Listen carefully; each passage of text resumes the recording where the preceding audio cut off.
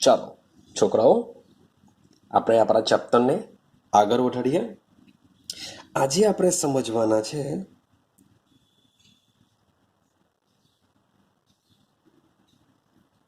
પરમાણ્વીય કક્ષકોના આકાર, કે જે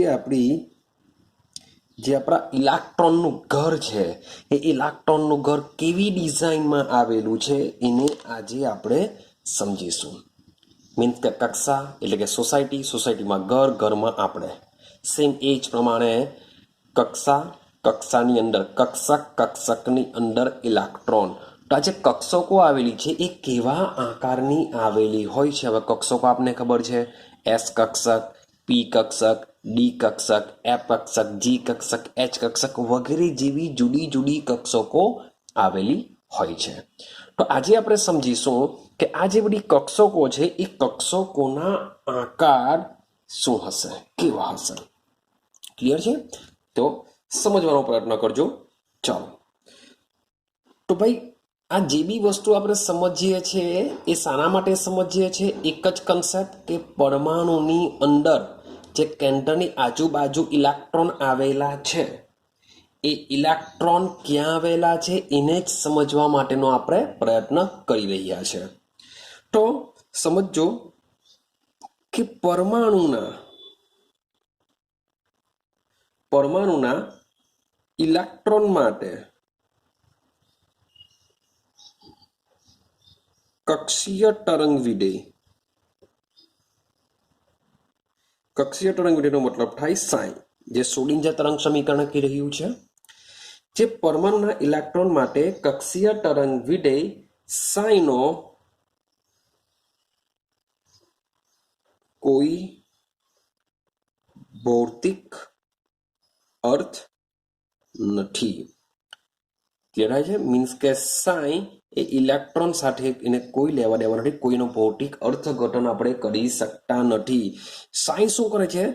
સાઈ માત્ર ને માત્ર, સમજો, સાઈ માત્ર ઇલેક્ટ્રોનનું નિર્દેશન કરે છે એવું આપણે સમજીએ. સાઈ શું કરશે? માત્ર ને માત્ર ઇલેક્ટ્રોનનું નિર્દેશન કરી શકે છે. મીન્સ કે અહીંયા ઇલેક્ટ્રોન આવેલા છે એવું કોણ કહેશે? સાઈ કહેશે. ક્લિયર? તો આવું જાણવા માટે શું કરવું પડશે? તો ભાઈ સાઈ શું કરે છે? ઇલેક્ટ્રોન ક્યાં આવેલા છે એ દર્શાવે છે. માટે મારે પરમાણુની અંદર કેન્દ્રની આજુબાજુ કેન્દ્રથી કેટલા અંતર સુધીમાં ઇલેક્ટ્રોન આવેલો છે એ જો મારે જાણવું હોય તો મારે શું કરવું પડશે? ભાઈ આલેખ સમજવો પડશે. આ આલેખ કોનો હશે? તો આલેખ હશે સાઈન. Sine means what? તરંગ વિધેય. આપણે શું કહેશું સાઈને? તરંગ વિધેય કહેશું. તો તરંગ વિધેય વર્સિસ આર. આર મીન્સ શું? અંતર. ભાઈ ક્યાંથી અંતર? તો આ જે વસ્તુ તમને દેખાય છે, હું માની લો કે 0 લઈ લો, તો આ શું હોય છે? કેન્દ્ર હોય છે. એટલે કે કેન્દ્રથી ભાઈ આ બાજુ જઈએ તેમ આપણે ઇલેક્ટ્રોન મળશે, તેમ આ બાજુ સાઈન લીધેલો છે. સાઈનનો મતલબ શું થશે? કે ભાઈ ઇલેક્ટ્રોન મળી આવવાની શક્યતા. તો આપણે શું કરીશું? તરંગ વિધેય સાઈ જુદી જુદી કક્ષકો લેશું. મીન્સ કે આપણે જે બી કક્ષકોમાં ઇલેક્ટ્રોન કેટલા મળી આવશે એ જાણવું હોય તો એ કક્ષક માટે તરંગ વિધેય વર્સિસ આરનો આલેખ દોરીશું. તો જ્યારે જુદી જુદી કક્ષકો, હવે માની લો કે હું લેવું છું જુદી જુદી કક્ષકો, કે એક કક્ષક માટે મેં આલેખ દોર્યો, બીજી કક્ષક માટે આલેખ દોર્યો, તો જેટલી પણ કક્ષકો માટે આપણે આલેખ દોરીશું એ બધી જ કક્ષકો માટેના આલેખ કેવા હોય છે? જુદા જુદા હોય છે. એટલે કે જુદી જુદી કક્ષકો માટે તેમને અનુરૂપ આ આલેખ જુદા જુદા મળે છે. ઉતરશે દિમાગમાં? હું 1s કક્ષક માટે દોરા, 2s કક્ષક માટે દોરા, 2p માટે દોરા, 3s માટે દોરું કે 7s માટે દોરું. આ બધી જુદી જુદી કક્ષકો છે. અને જુદી જુદી કક્ષકો માટે તરંગ વિધેય વર્સિસ અંતર આર નો જે આલેખ છે એ આલેખ કેવો મળશે તમને? જુદો જુદો મળશે. તો આપણે અહીં શું કરીશું? બે આલેખ દોરવાનો પ્રયત્ન કરીશું. સૌથી પહેલા તો પહેલો આલેખ જે દોરીશું એ આલેખ દોરીશું આ 1s કક્ષક માટે. શાના માટે દોરીશું? 1s કક્ષક માટે. સેમ અને નીચે જ બીજો દોરીએ આપણે. આજે સેમ આલેખ દોરીશું તરંગ વિધેય વર્સિસ આર નો. અહીંયા શું મને જોવા મળશે ભાઈ? કેન્દ્ર જોવા મળશે. આ જે લાઈન છે એ લાઈન પર શું હોય છે? કેન્દ્ર હોય છે. એટલે કે કેન્દ્રથી અંતર આ બાજુ આર. તો આ જે આલેખ છે એ આલેખ આપણે દોરીશું 2s કક્ષક. સોરી પોતે દોરીશું આપણે 1s કક્ષક માટે, દોરીશું આપણે 2s કક્ષક માટે. હવે સમજીએ કે આ બંનેમાં શું ફરક પડશે. સૌથી પહેલા 1s ની વાત કરું. હવે 1s કક્ષકનો મતલબ શું થાય કે જેમાં મુખ્ય ક્વોન્ટમ શું હશે? 1 હશે. n બરાબર 1 હશે. અને જે l ની વેલ્યુ છે એ કેટલી હશે? 0 હશે. s કક્ષક છે એટલે l બરાબર 0 હશે. સેમ 2s ની જો વાત કરું તો 2s કક્ષક માટે શું થશે? n બરાબર 2 થશે. એટલે કે મુખ્ય ક્વોન્ટમ કેટલો થશે? n બરાબર 2 થશે. અને સાથે સાથે l ની વેલ્યુ તો સેમ એઝ ઇટ ઇઝ 0 રહેશે. ક્લિયર છે? ચાલો હવે આને સમજવાનો પ્રયત્ન કરીએ. આ આલેખને સમજીએ કે આલેખ કેવો મળશે. તો જ્યારે આ આલેખ દોરવાનો પ્રયત્ન કર્યો ત્યારે એવું જોવા મળ્યું કે 1s કક્ષક માટે આ પ્રકારનો કઈ આલેખ જોવા મળ્યો.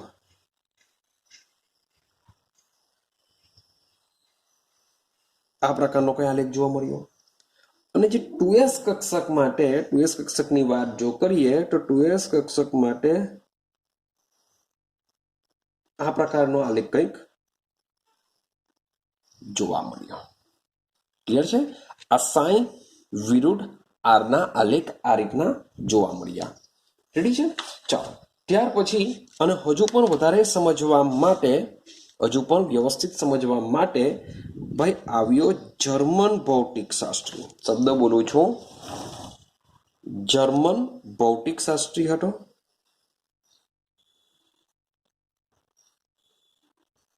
તો જર્મન ભૌતિકશાસ્ત્રી મેક્સ બોર્ન આવ્યો. Max Born. ચાલો તો મેક્સ બોર્ન કહે છે કે ભાઈ કોઈ બિંદુએ કોઈ બી કેન્દ્રથી દૂર તમે કોઈ પણ એક બિંદુ લઈ લો તો કોઈ બિંદુએ તરંગ વિધેયનો વર્ગ. હવે તરંગ વિધેયનો વર્ગનો મતલબ શું થાય? Sine square. તરંગ વિધેયનો વર્ગ એટલે કે સાઇન સ્ક્વેર તે બિંદુએ, જે બિંદુ આપણે ડિસાઇડ કરેલું છે તે બિંદુએ ઇલેક્ટ્રોન સંભાવ્યતા ઘનતા વધુ હોય છે. સાદી સિમ્પલ ભાષામાં સમજીએ કે જે બિંદુએ તરંગ વિધેયનો વર્ગ સાઇન સ્ક્વેર હોય તે બિંદુએ ઇલેક્ટ્રોન મળી આવવાની શક્યતા ખૂબ જ વધારે હોય છે. એટલે કે જ્યાં આગળ આપણે જે બિંદુએ આપણે સાઇન સ્ક્વેર મળશે એ સાઇન સ્ક્વેર શું થશે? ઇલેક્ટ્રોન ત્યાં મળશે જ. માટે આ સેન્ટન્સ મુજબ હવે આપણે શું કરીશું? સાઇન સ્ક્વેર વર્સિસ અંતરનો આલેખ દોરીશું. હવે આપણે શું કરીશું? સાઇન સ્ક્વેર વર્સિસ અંતરનો આલેખ દોરીશું. તો હવે સમજો આપણે જુદી જુદી કક્ષકો 1s અને 2s માટે હવે સાઇન સ્ક્વેર વર્સિસ 1s, કારણ કે સાઇન સ્ક્વેરનો મતલબ શું થાય કે એવા બિંદુઓનો આપણે ઉપયોગ કરીશું કે જ્યાં તમને ઇલેક્ટ્રોન મળી આવવાની સંભાવના ઘણી બધી વધારે હોય. સાઇન કરતાં પણ સાઇન સ્ક્વેરમાં ઇલેક્ટ્રોન મળી આવવાની સંભાવના વધુ હોય છે. તો આપણે આલેખ દોરીએ. સમજો આ છે સાઇન. સાઈનનો મતલબ શું થાય? તરંગ વિધેય છે. આ છે અંતર. આ જે વસ્તુ છે એ શું છે? કેન્દ્ર છે. ક્લિયર છે? આ આલેખ દોરું છું એ 1s માટે દોરું છું. સેમ વસ્તુ અહીંયા શું છે? સોરી ફોર ધેટ આપણે સાઇન સ્ક્વેર દોરીએ છીએ. સાઇન સ્ક્વેર, કેન્દ્ર 0, અહીંયા પણ છે અંતર r, પણ આ જે આલેખ છે 2s માટે છે. હવે સમજો આ બંનેમાં શું ડિફરન્સિએશન રહેશે. જ્યારે 1s ની વાત કરતા હોય તો 1s માટે સાઇન સ્ક્વેરનો જે આલેખ છે જો કેન્દ્રથી થોડો દૂર બતાવેલો છે, કેન્દ્રથી થોડો દૂર છે, કેન્દ્રને ટચ નથી કર્યો. જ્યારે ઉપરનો જે આલેખ હતો તેમાં આપણે શું કરેલું હતું, કેન્દ્રને ટચ કરેલા હતા. રેડી? તો બંનેમાં થોડોક ડિફરન્સિએશન છે, સમજો. તો આ જે આલેખ છે, આલેખ તમને આ મુજબનો જોવા મળશે, મીન્સ કે ટચ થઈ જાય છે એવું સમજો, આ રીતનો જોવા મળશે. ક્લિયર? સેમ આની વાત કરીએ.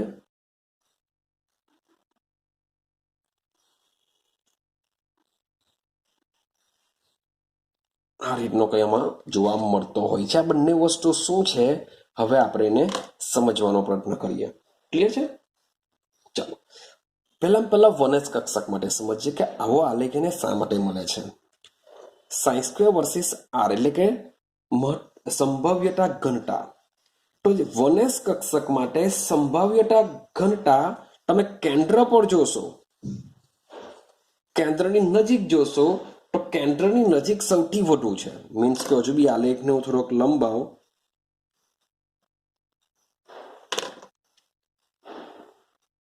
ચાલો આ રીતના સમજીએ. તમે જરાક જોશો તો તમને શું જોવા મળશે કે કેન્દ્રની જે નજીક છે, હું એમ નથી કહ્યું કેન્દ્રની અંદર, પણ કેન્દ્રની જે નજીક છે એ કેન્દ્રની નજીક તમને ઇલેક્ટ્રોન મળી આવવાની શક્યતા સૌથી વધારે બતાવે છે. આઈડિયા આવે છે કે 1s કક્ષક માટે શબ્દ લખીએ છીએ આપણે 1s કક્ષક માટે જે સંભાવ્યતા ઘનતા એટલે કે સાઇન સ્ક્વેર, સંભાવ્યતા ઘનતા કેન્દ્ર પર સૌથી વધુ છે. અને જેમ આપણે કેન્દ્રથી દૂર જતા જઈએ, બીજો પોઈન્ટ જોજો ભાઈ, કેન્દ્રથી દૂર જશું મીન્સ કે જેમ જેમ આપણે અંતર વધારીએ, એટલે કે જો તમે જોશો તો અંતર જેમ જેમ વધતું જાય તેમ તેમ સાઇન સ્ક્વેરનું મૂલ્ય ઘટતું જાય છે. એટલે કે કેન્દ્રથી દૂર જઈએ છે તેમ ઘટે છે. મીન્સ કે ઇલેક્ટ્રોન મળી આવવાની સંભાવના કેન્દ્રથી જેમ દૂર જશું તેમ તેમ શું થાય છે, ઘટે છે. આટલું ક્લિયર થયું કે 1s કક્ષકમાં કેન્દ્રની આજુબાજુ તમને ઇલેક્ટ્રોન મળી આવવાની સંભાવના ઘણી બધી વધારે છે, અને કેન્દ્રથી જેમ જેમ દૂર જઈએ, જો દૂર જઈએ છે તેમ તેમ સાઇન સ્ક્વેર બી ઘટતો જાય, તીવ્ર રૂપે ઘટે છે. જેમ દૂર જઈએ તેમ સાઇન સ્ક્વેર ઘટે. સાઇન સ્ક્વેરનો મતલબ જ થશે કે ઇલેક્ટ્રોન મળી આવવાની સંભાવના. તો જેમ દૂર જઈએ છીએ તેમ તેમ ઇલેક્ટ્રોન મળી આવવાની સંભાવના ઘટી જાય છે અને છેલ્લે કંઈ પર રહેશે નહીં. રેડી? ચાલો હવે એ જ વસ્તુ આપણે 2s માં કમ્પેરિઝન કરીએ. તો 2s માં પણ તમે જોશો તો જે કેન્દ્ર આગળ મીન્સ કે થોડુંક આપણે દૂર ડિસ્ટન્સ બતાવેલું છે આના કરતા, પણ એવું લેશું કે કેન્દ્ર આગળ. તો 2s કક્ષકમાં પણ 2s કક્ષક માટે ભાઈ કેન્દ્ર પર સૌથી વધુ તમને ઇલેક્ટ્રોન મળી આવવાની શક્યતા રહેલી હોય છે. અને સેમ ભાઈ કેન્દ્રથી દૂર જશું, જો ચેક કરો આપણે કેન્દ્રથી દૂર જઈએ છીએ તેમ તેમ ઇલેક્ટ્રોન મળી આવવાની સંભવ્યતા ઘટીને શૂન્ય થઈ જાય છે. આ જે ભાગ તમને જે દેખાય છે એ ટચ થઈ જાય છે, મીન્સ કે શું થઈ જશે, અહીંયા શૂન્ય, કોઈ ઇલેક્ટ્રોન નહીં મળશે. એટલે કે કેન્દ્રથી દૂર જઈએ તેમ તીવ્ર રૂપે ઘટીને શૂન્ય થાય છે. થઈ ગયું શૂન્ય. હવે પછી પાછું શું થાય છે કે જેમ જેમ આપણે અંતર વધે છે તેમ તેમ ફરીથી પાછું વધે છે. શું થાય છે?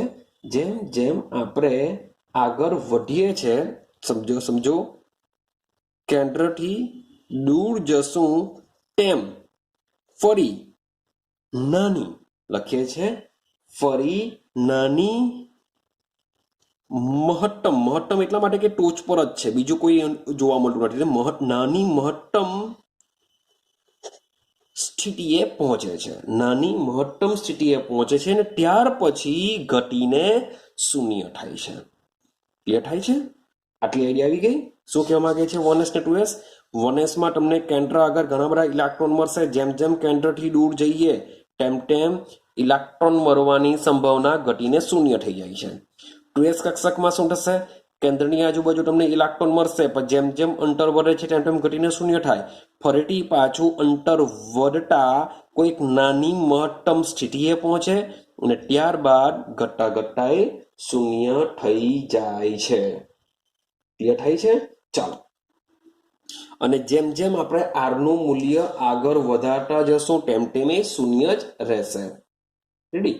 તો એવો વિસ્તાર, શબ્દ સમજો, એવો વિસ્તાર શબ્દ લખીએ છીએ આપણે, એવો વિસ્તાર કે જ્યાં ઇલેક્ટ્રોન મળી આવવાની સંભાવના શૂન્ય હોય તેવા વિસ્તારને ભાઈ કહેવામાં આવે છે નોડલ વિસ્તાર. શું કહેવામાં આવશે એને? નોડલ વિસ્તાર. કે ભાઈ કેન્દ્રની આજુબાજુનો, મીન્સ કે જે જગ્યાએ હું વાત કરું છું કેન્દ્રની આજુબાજુનો એવો ભાગ કે જ્યાં ઇલેક્ટ્રોન મળી આવવાની શક્યતા 0 હોય છે, જ્યાં ઇલેક્ટ્રોન જ નહીં હશે, તો એવા ભાગને શું કહેશું? નોડલ વિસ્તાર, અથવા તો બીજો શબ્દ બોલવામાં આવે છે નોડ. શું કહેશું એને? નોડલ વિસ્તાર અથવા નોડ કહેશું. ક્લિયર થાય છે? મીન્સ કે આ જે 1s કક્ષકમાં આ જે બધો ભાગ છે એ બધા ભાગમાં તમને ઇલેક્ટ્રોન મળી આવવાના નથી. આટલા ભાગમાં ઇલેક્ટ્રોન મળશે, પણ અહીંયાથી આ બાજુ જશું તે જગ્યા પર તમને ઇલેક્ટ્રોન મળી આવવાના નથી. સેમ 2s કક્ષકની વાત કરીએ, આટલા ભાગમાં તમને ઇલેક્ટ્રોન મળશે. કેન્દ્રથી આટલો ભાગ, મીન્સ કે આ કેન્દ્ર છે, કેન્દ્રથી આટલો જે ભાગ છે એમાં તમને ઇલેક્ટ્રોન મળી આવશે. ક્લિયર? હવે તમે ચેક કરશો, કેન્દ્રની નજીક વધારે છે, જેમ જેમ કેન્દ્રથી દૂર જશો તેમ તેમ ઇલેક્ટ્રોન ઘટતા જાય છે. આ જે ભાગ છે જ્યાં ગાડી ટચ થઈ જાય છે લાઈન, તો એ ટચ થઈ જાય છે લાઈન, તો આ જે ભાગ છે કેન્દ્રથી આટલું અંતર છે ત્યાં ગાડી તમને શું મળશે? નોડ મળશે. ને એ વિસ્તારને શું કહેશું? નોડલ વિસ્તાર કહેશું. ફરીથી પાછા કેન્દ્રથી દૂર જશો ત્યાં પછી તમને ફરીથી પાછા ઇલેક્ટ્રોન મળે છે ને ફરીથી કેન્દ્રથી દૂર છે તેમ તેમ ઘટતા જશે, તો આ જે ભાગ છે તમને પાછો શું કહેવાશે? નોડ કહેવાશે અથવા નોડલ વિસ્તાર કહેવાશે. એટલે કે આટલેથી આટલા ભાગમાં ઇલેક્ટ્રોન મળશે, તો આ જે ભાગ છે એ તમને શું કહેવાશે? નોડ અથવા નોડલ વિસ્તાર કહેશું. રેડી છે? ચાલો સમજો નોડ વિશે બી. નોડ શું છે? તો આપણે વાત કરીએ છીએ એસ કક્ષક માટે. તો ભાઈ જોજો, એક મિનિટ. ઓકે, તો સમજો. તો ભાઈ એસ કક્ષકની વાત કરીએ તો ભાઈ સામાન્ય રીતે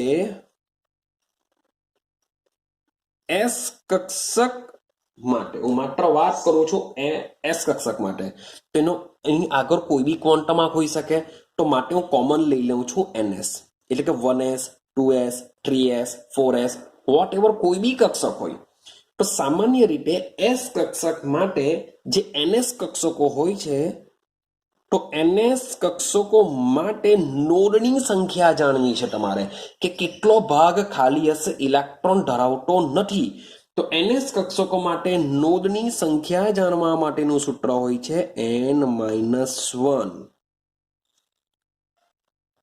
નોડ. માત્ર કોના માટે વાત ચાલે છે? આ એસ કક્ષકો માટે વાત ચાલે છે કે એસ કક્ષકોમાં કેટલા નોડ આવેલા છે એ જાણવા માટેનું સૂત્ર છે n-1. ક્લિયર છે? ચાલો થોડાક એક્ઝામ્પલ લઈએ, વાત કરીએ. તો ભાઈ વાત કરું 1s કક્ષક, તો 1s કક્ષકમાં n બરાબર 1 કહેવાય, તો સૂત્ર છે આપણું n-1. તો 1 - 1, તો તમને જે નોડની સંખ્યા મળશે કેટલી મળવાની? 0 મળવાની. અને એક બીજી વસ્તુ, એસ કક્ષકની શરૂઆત 1 થી થાય છે, તો જે જુદી જુદી કક્ષકો જ્યાંથી જેની શરૂઆત થશે તેમાં નોડ 0 જ મળશે. એટલે કે પી કક્ષકની જ્યારે વાત કરીશું, પી કક્ષકમાં શું હશે? 2p થી શરૂઆત થશે, તો 2p માં તમને કોઈ પણ જાતના નોડ નહીં મળશે. ડી કક્ષકની શરૂઆત કરીશું ત્યારે ડી કક્ષક શરૂઆત થશે 3D થી n બરાબર 3 થી શરૂઆત થાય 3D તો 3D માં તમને નોડની સંખ્યા કેટલી મળશે 0 મળશે પણ જ્યારે વાત કરો ત્યાર પછીના કક્ષકની 2s કક્ષકની તો 2s કક્ષકમાં શું થશે 2 - 1 થશે તો તમને નોડની સંખ્યા મળી જશે 1 સેમ હું 3s કક્ષકની વાત કરું તો 3s કક્ષકમાં 3 - 1 કરવું પડે તો નોડની સંખ્યા મળશે મને 2 સેમ સો ઓન લાસ્ટ બોલી દઉં છું 4s કક્ષકની વાત કરું તો 4 - 1 તમને નોડની સંખ્યા મળશે 3 ક્લિયર થાય છે હા કે ના ચાલો તો એક વસ્તુ છે કે જેમ જેમ મુખ્ય ક્વોન્ટમ આંક વધે જેમ મુખ્ય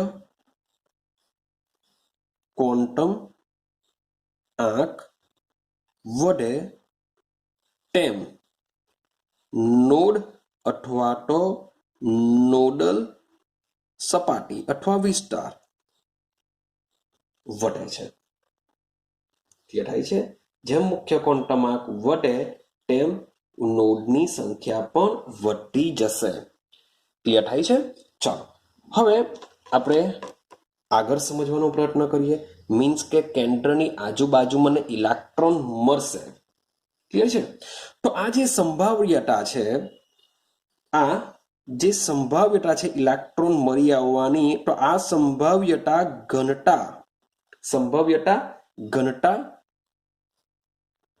વિચરણ આપણે ચાર્જ ક્લાઉડ આકૃતિઓ તરીકે દર્શાવી શકીએ છીએ શાના વડે ચાર્જ ક્લાઉડ આકૃતિઓ દ્વારા કલ્પી શકાય છે તો આપણે હવે સમજીએ ચાર્જ ક્લાઉડ આકૃતિઓ શું છે તો આ જે આકૃતિઓ છે આ આકૃતિઓમાં બિંદુના વિસ્તારની ઘનતામાં ઇલેક્ટ્રોન સંભાવ્યતા ઘનતાને દોરીશું મીન્સ કે સમજો માન લો કે મારી પાસે આ કેન્દ્ર છે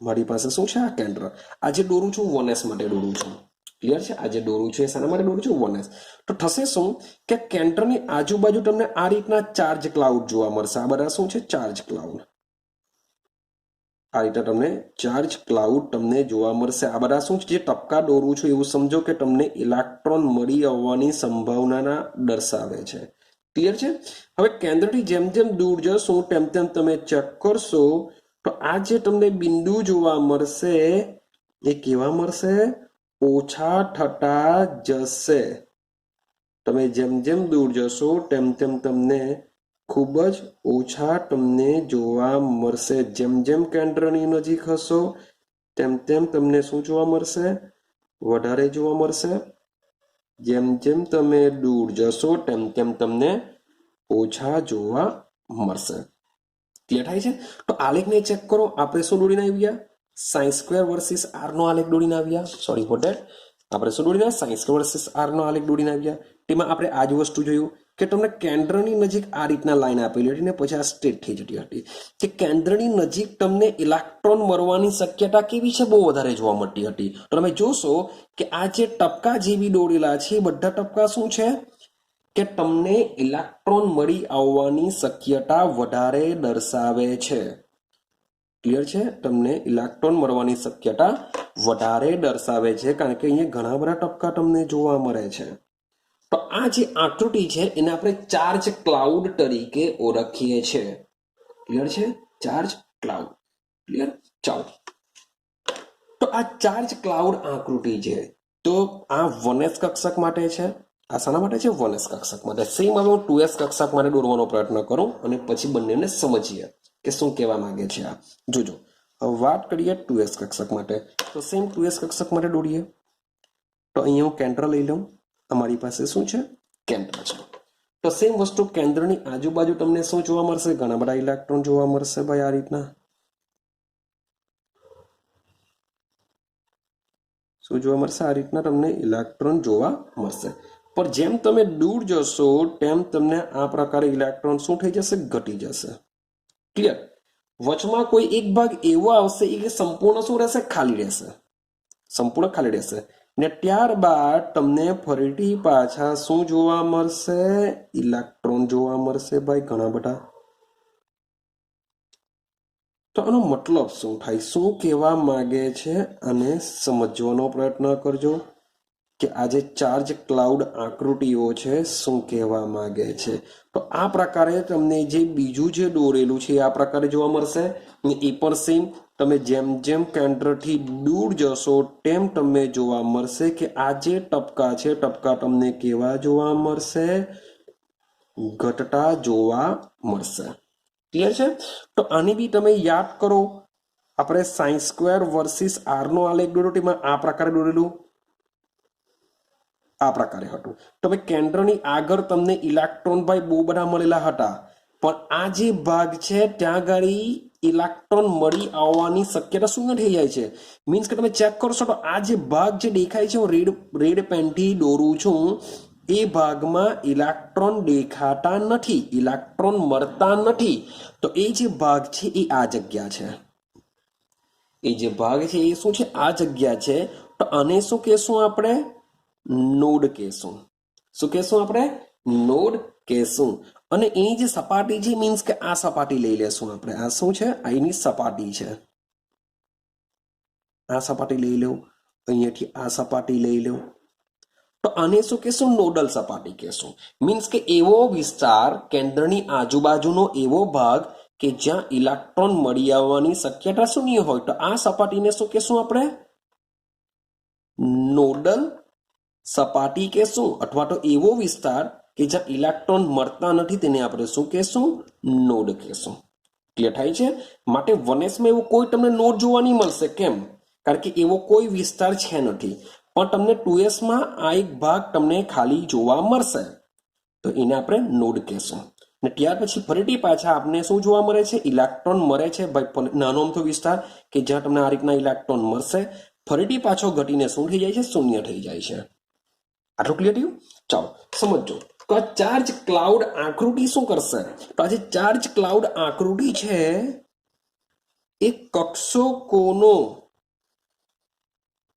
આકાર વર્ણવા ખૂબ જ મદદ કરે છે. શું કરે છે, ખૂબ જ મદદ કરે છે, અથવા ઘણું સારું નિરૂપણ કરી શકે છે. ક્લિયર છે.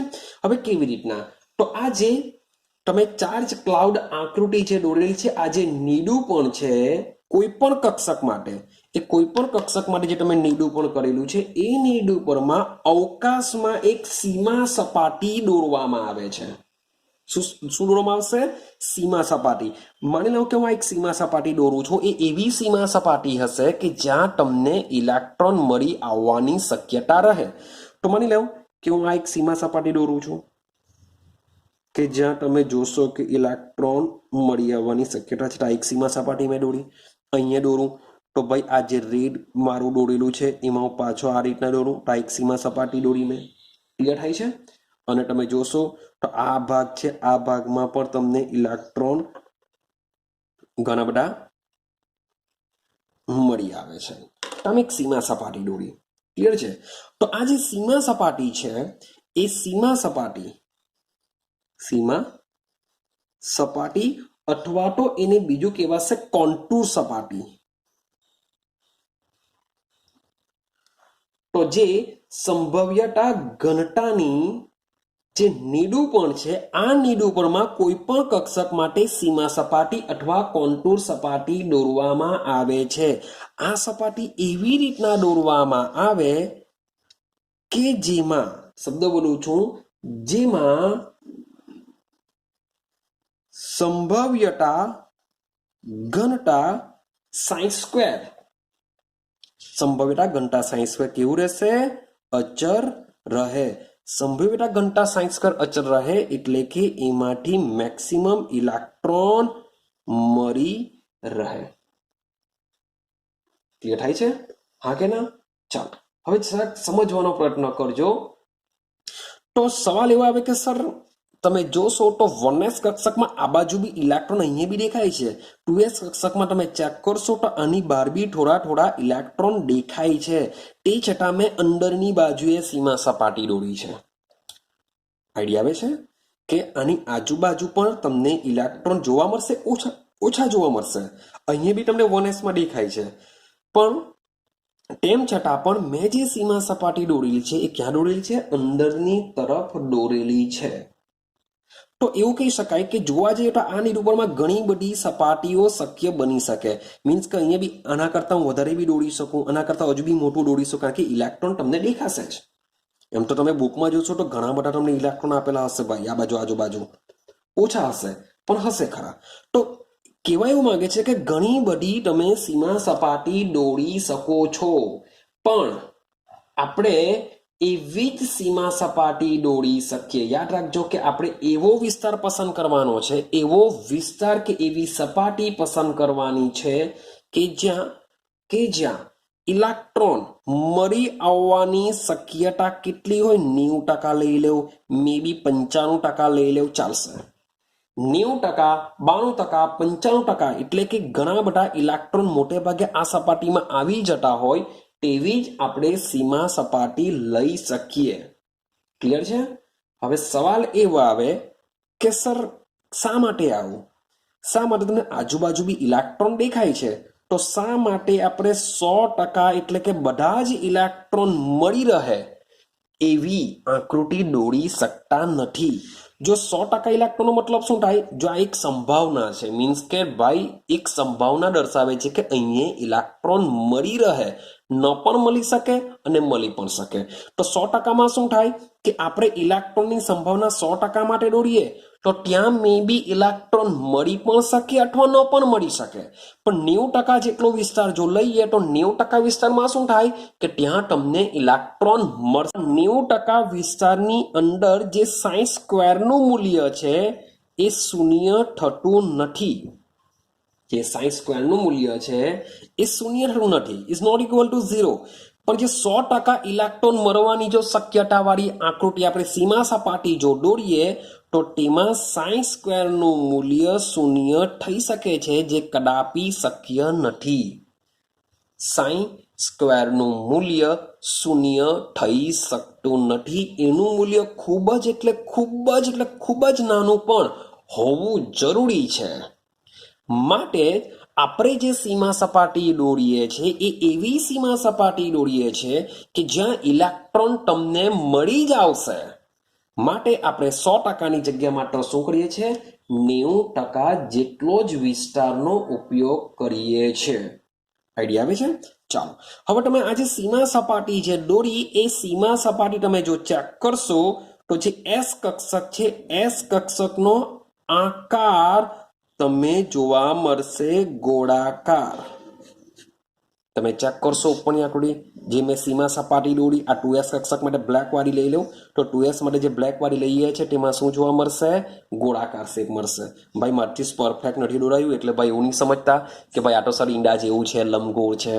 તો ભાઈ મીન્સ કે શું હોય છે? પરફેક્ટ વર્તુળ આકારે તમને જોવા મળશે છે. હું કેમેસ્ટ્રીનો ટીચર છું, ડ્રોઈંગનો નથી.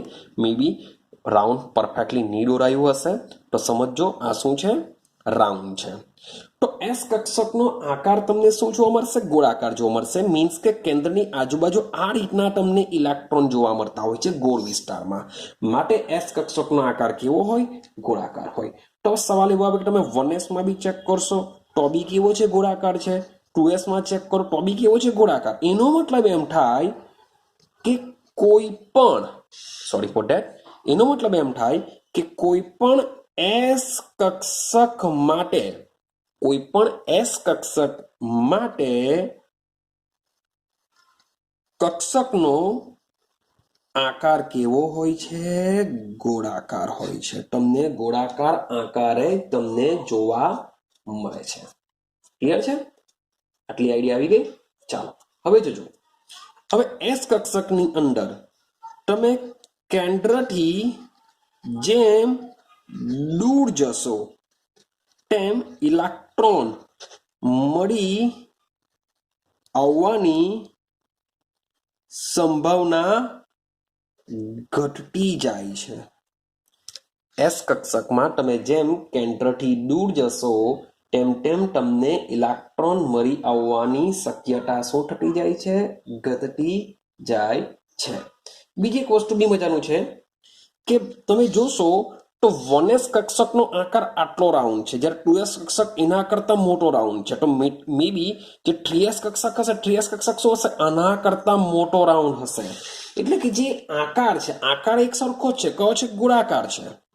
આકાર કેવો છે એ લોકોનો, ગોળાકાર જ છે, પરંતુ એનું જે કદ લઈ લઈએ, કદ, તો કદ 1s કરતા 2s નું કદ કેવું હશે, સોરી ફોર ધેટ, કદની જો વાત કરીએ s કક્ષકના કદ, તો આપણે કદની કમ્પેરિઝન કરીએ તો s કક્ષકનું કદ 1s કરતા 2s નું કેવું હશે, મોટું હશે. 2s કરતા 3s, 3s કરતા 4s, સો ઓન ચાલતું રહેશે. 1s કરતા 2s નું કદ મોટું, 2s કરતા 3s, 3s કરતા 4s નું કદ મોટું હશે. એટલે કે ક્વોન્ટમ આંક વધવાથી જે ઇલેક્ટ્રોન છે, ઇલેક્ટ્રોન શું કરશે, કેન્દ્રથી દૂર સ્થાન ધરાવે છે. હા કે ના? તો જ કદ વધવાનું, કારણ કે જે આકાર છે એ આપણે ઇલેક્ટ્રોન મળી આવવાની શક્યતામાં દોરીએ છીએ. તો જેમ જેમ ક્વોન્ટમ આંક વધતો જશે તેમ તેમ એવું માની શકાય કે કેન્દ્રથી ઇલેક્ટ્રોન દૂર જશે. કે 1s કક્ષકમાં જે ઇલેક્ટ્રોન કેન્દ્રની નજીક છે એની કમ્પેરિઝનમાં 4s કક્ષકના જે ઇલેક્ટ્રોન છે એ કેન્દ્રથી 1s કક્ષકની કમ્પેરિઝન કરતા દૂર હોય છે. ક્લિયર થાય છે? તો આ રીતના s કક્ષકનો આકાર ગોળાકાર ડિસાઇડ થયો હતો. ક્લિયર થયું? ચાલો હવે આપણે સમજીએ p કક્ષક માટે. ચાલો હવે સમજીએ p કક્ષકનો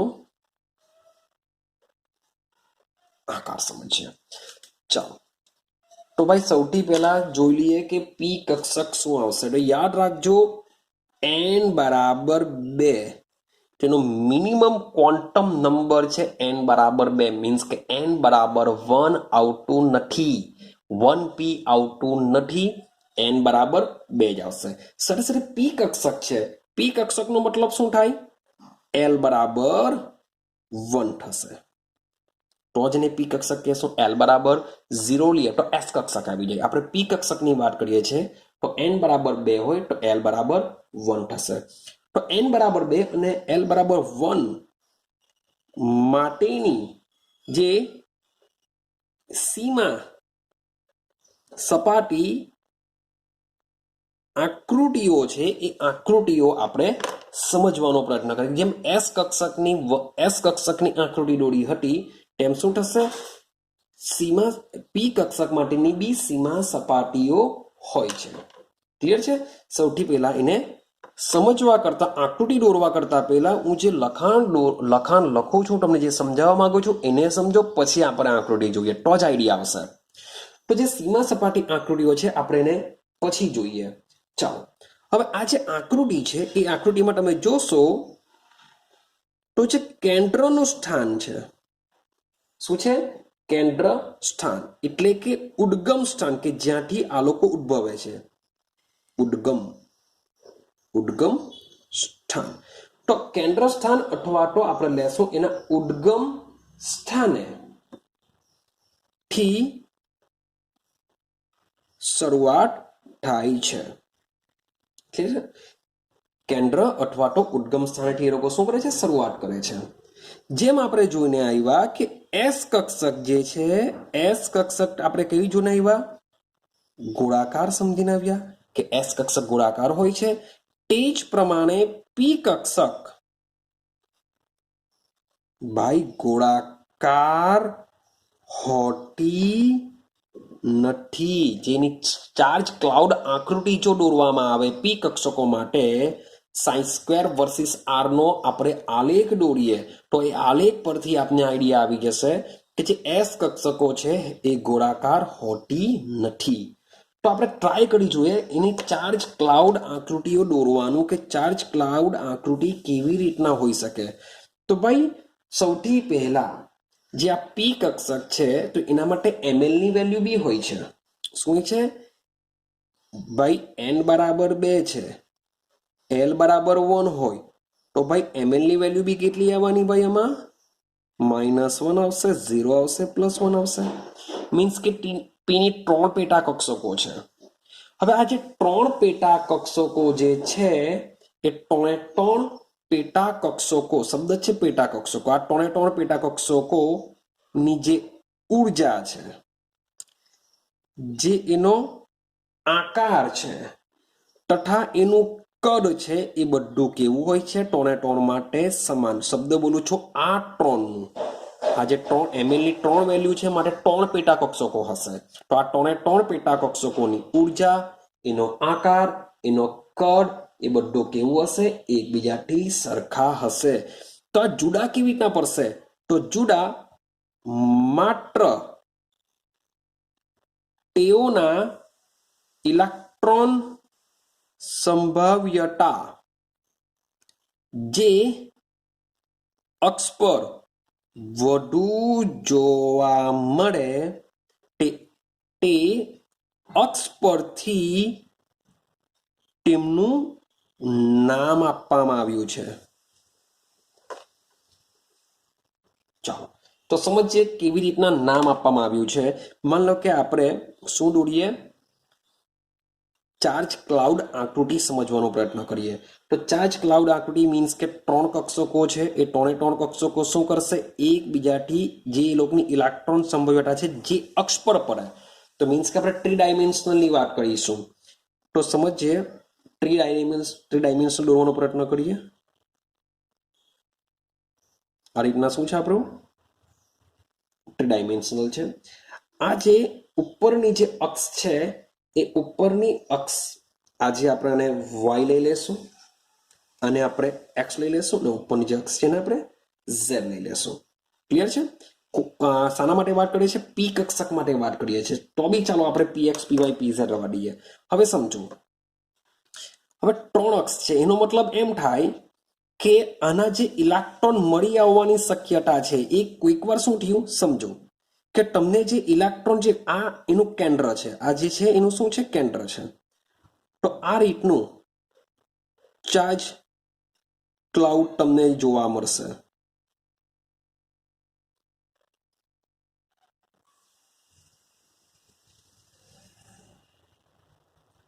આ રીતનું તમને ચાર્જ ક્લાઉડ આકૃતિ શું કરવા મળશે? જોવા મળશે. કેન્દ્રથી આપણે જેમ જેમ દૂર રહીએ તેમ તેમ શું થશે? આ તમને ઓછું જોવા મળશે. પર કેન્દ્રની આગળ તમને શું જોવા મળશે? વધારે જોવા મળશે. ટાઈક આ રીતનું તમને પી કક્ષકની ચાર્જ ક્લાઉડ આકૃતિ હોય છે.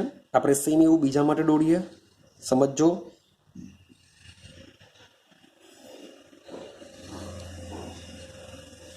ચલો અહીંયા આપણે ઝેડ લેશું, વાય લેશું, આપણે લઈ લઈએ એક્સ.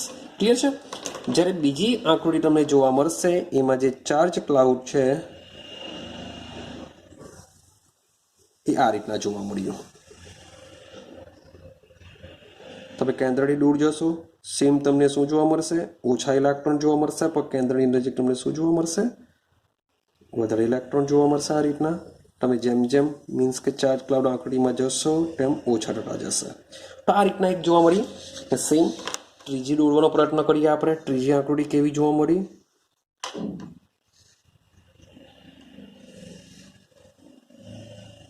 Z, Y, X. જે ત્રીજી આકૃતિ છે એમાં જે ચાર્જ ક્લાઉડ છે એ આ રીતનો ચાર્જ ક્લાઉડનો શેપ એટલે કે આકાર જોવા મળ્યો હતો. ચાલો હવે આ શું કહેશે તો સમજવાનો પ્રયત્ન કરો. તો સૌથી પહેલા આપણે જે વિસ્તાર લઈએ છીએ એ તો 90% પ્રમાણે લઈએ છીએ. તો 90% પ્રમાણે જો આપણે વિસ્તાર લઈએ તો સમજો કે માન લો કે આ રીતનું રેડ પેનથી માર્કરથી આ રીતના દોરું. માન લો કે આ 90% જેવા ઇલેક્ટ્રોનમાં આવી ગયા. સેમ અહીંયા પણ 90% ઇલેક્ટ્રોન આવી ગયા એવું સમજીને ચાલો. અહીંયા આપણે દોરવાનો પ્રયત્ન કરીએ તો અહીંયા પણ માની લો કે અહીંયા 90% જેટલા ઇલેક્ટ્રોન આવી ગયા. ક્લિયર થાય છે? સેમ અહીંયા બી દોરવાનો પ્રયત્ન કરું. અહીંયા પણ સેમ આ જ પ્રમાણે 90% ઇલેક્ટ્રોન એવું સમજીને ચાલીએ આવી ગયા. તો સમજો કે આ રીતની તમને ચાર્જ આકૃતિઓ પી કક્ષક માટે જોવા મળે છે.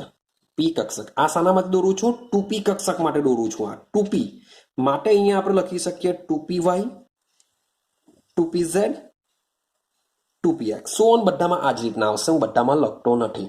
તો હવે સમજો કે તમે જો જોશો તો ચાર્જ ક્લાઉડ આકૃતિ ખરેખર તો કક્ષકોના આકારનું નિરૂપણ કરે છે. એનો મતલબ એમ થાય કે આ જે છે ને, જે બ્લુ લાઈન એ કેન્દ્ર છે, તો કેન્દ્રના અથવા તો ઉદ્ગમ સ્થાને એટલે કે આ જે ભાગ છે એનો આકાર છે, મીન્સ કે પી કક્ષકનો આકાર આ રીતનો કંઈક હોય છે.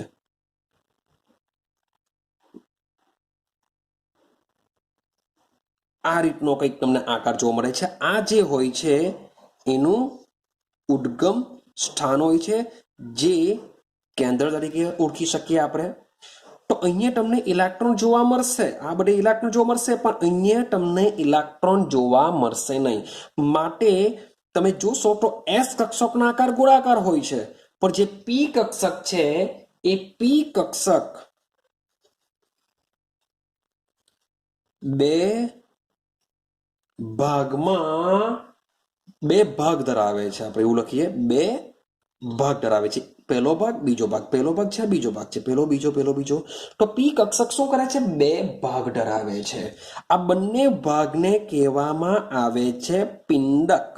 એટલે કે પી કક્ષકનો આકાર કેવો હોય છે? પિંડક જેવો હોય છે, જેને આપણે લોબ પણ કહી શકીએ, પિંડક અથવા લોબ. તો જે પી કક્ષકનો આકાર છે કેવો છે? પિંડક અથવા લોબ આકારનો તમને જોવા મળતો હોય છે. ક્લિયર છે? હવે ત્રણે ત્રણ આકૃતિનું તમે ઓબ્ઝર્વેશન કરશો તો ત્રણે ત્રણ આકૃતિનો આકાર એક સરખો જ છે. જે ત્રણે ત્રણ પેટા કક્ષકો છે, 1 2 ને 3, એ ત્રણે ત્રણ પેટા કક્ષકોની અંદર જે આકાર છે એ પિંડક અથવા લોબ આકારે જ જોવા મળે છે. પણ ત્રણે ત્રણ જે કક્ષકો છે, પેટા કક્ષકો છે, એ તેઓના દિક વિન્યાસમાં અલગ પડે છે. તેઓના દિક વિન્યાસમાં શું થાય છે? અલગ પડે છે. દિક વિન્યાસનો મતલબ શું થાય? દિશામાં અલગ પડે છે. કેવી રીતના? તો તમે જોશો કે 3 ડાયમેન્શનલની અંદર આ જે લોબ છે એ તમને એક્સ અક્ષ પર જોવા મળે છે, વાય અને ઝેડ પર જોવા મળતા નથી. તમને ક્યાં જોવા મળે છે? એક્સ અક્ષ ઉપર. માટે આ જે છે, આ આકૃતિ છે, તેને આપણે નામ આપવામાં આવી દીધું 2px. શું નામ આપી દેવામાં આવ્યું? 2px. આ ભાઈ 2p કક્ષક માટે છે, માટે 2px લખું છું. તમે આ આકૃતિ જોશો તો એના જે લોબ છે એ તમને વાય અક્ષ પર જોવા મળે છે, માટે આને કહેવામાં આવે છે 2py. આના જે લોબ છે એ તમને ઝેડ અક્ષ પર જોવા મળે છે, માટે નામ આપવામાં આવ્યું 2pz નામ આપવામાં આવ્યું. ક્લિયર થાય છે? માટે તમે જ્યારે આકૃતિ દોરો તો 2px નું જો તમે આકૃતિ દોરો તો એના લોબ તમારે ક્યાં દોરવાના હોય છે? એક્સ અક્ષ પર દોરવાના હોય છે. 2py ની આકૃતિ દોરો તો એના અક્ષ તમને વાય અક્ષ પર હોવા જોઈએ, ને 2pz ની આકૃતિ દોરો તો એના જે લોબ છે એ તમને ઝેડ અક્ષ પર દોરવાના હોય છે. તો આ લોબ કઈ અક્ષ પર પડે છે એના ઉપરથી ત્રણે ત્રણ પેટા કક્ષકોના નામ 2px 2py અને 2pz પાડવામાં આવ્યા છે. ક્લિયર થાય છે? તો આ ત્રણે ત્રણ અક્ષના આકાર લઈ લો, કદ લઈ લો, એની ઉર્જા લઈ લો, બધું કેવું હોય છે? સમાન હોય છે. માત્ર તેઓ દિક વિન્યાસથી અલગ પડે છે. રેડી? હવે આપણી પાસે ત્રણ વસ્તુ આવી ગયું.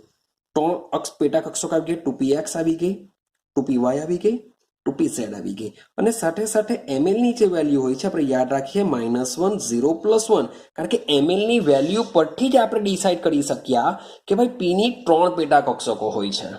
p ની ત્રણ પેટા કક્ષકો હોય છે. કઈ હોય છે? 2 એટલે કે 2 નહીં બોલતો હું, px py pz.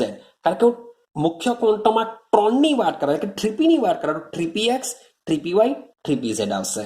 જો મુખ્ય ક્વોન્ટમમાં 4 ની વાત કરા તો 4px 4py 4pz આવશે. માટે ઓલ ઓવર વાત કરું તો px py pz. તો px py pz ને ml ની આ જે વેલ્યુ છે ખરેખર એની સાથે તો કોઈ સંબંધ હોતો નથી, પણ તેમ છતાં બી આપણે યાદ રાખવા માટે કરવાનું કે ભાઈ જ્યારે px આપેલો હોય તેના માટે ml ની વેલ્યુ હોય છે -1. px આપેલો હોય તો ml ની વેલ્યુ કઈ લેવાની હોય છે? -1. જો py આપેલો હોય એટલે કે 3py હોય તેના માટે ત્રણે ત્રણ ક્વોન્ટમ જણાવો, સોરી 4 ક્વોન્ટમ જણાવો, તો py છે માટે ml ની વેલ્યુ લેવાની 0. ભાઈ એ જ પ્રમાણે પીઝેડ આપેલું હોય તો ml ની વેલ્યુ લેવાની હોય છે +1. ક્લિયર થાય છે? હા કે ના? તો આ પણ તમારે યાદ રાખવાનું છે. રેડી?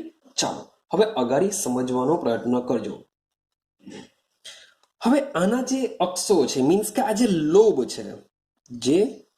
લોબ છે અથવા તો આકાર લઈ લેવો, આકાર તો સેમ જ રહેવાનો, આપણે એનું કદ લઈએ. લોબ અથવા જે કદ છે એ મુખ્ય ક્વોન્ટમ આંકના વધારા સાથે 100% એસ કક્ષકમાં જોઈને આવ્યા તેમ શું થશે?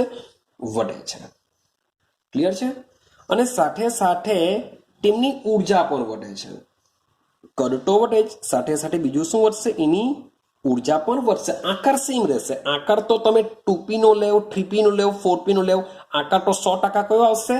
પિંડક જ આવશે અથવા લોબ જ આવશે. પણ તમે મુખ્ય ક્વોન્ટમમાં જેમ જેમ વધે તેમ એનું કદ મીન્સ કે 2p કક્ષકના લોબ જો આ પ્રકારે ના આવતા હોય તો 3p કક્ષકના જે લોબ હશે એના કરતાં મોટા હશે. ભાઈ 4p કક્ષકના લોબનું કદ એના કરતાં મોટું હશે. આઈડિયા આવે છે કંઈ? તો આ રીતના કદ પણ એનું વધવાનું ને સાથે સાથે ઉર્જા કે 2p કરતાં 3p કક્ષકની ઉર્જા વધારે હોય, 3p કરતાં 4p કક્ષકની ઉર્જા વધારે હોય છે, કારણ કે કેન્દ્રથી શું હોય છે? દૂર હોય છે. તો યાદ રાખવાનું, આકાર તો બધાના સેમ, એટલે કે કોઈ પણ p કક્ષકનો આકાર સેમ હોય, પણ એનું જે કદ છે, લોબનું કદ છે અથવા પિંડકનું કદ અથવા એની ઉર્જા મુખ્ય ક્વોન્ટમ આંકના વધારા સાથે વધે છે, કારણ કે કેન્દ્રથી દૂર હશે. કેન્દ્રથી દૂર જેટલી કક્ષકો હોય એટલી જ તેની ઉર્જા પણ વધે છે. ક્લિયર છે? ચાલો સેમ વસ્તુ આપણે એસમાં આપણે શું કરીને આવ્યા? નોડની વાત કરીને આવ્યા કે એવો વિસ્તાર કે જ્યાં ઇલેક્ટ્રોન સંભાવ્યતા ઘનતા વિધેય શું થઈ જાય? શૂન્ય થઈ જાય. ઇલેક્ટ્રોન સંભાવ્યતા ઘનતા વિધેય શૂન્ય થઈ જાય. તો તે જ પ્રમાણે પી કક્ષકમાં પણ તમને શું જોવા મળશે?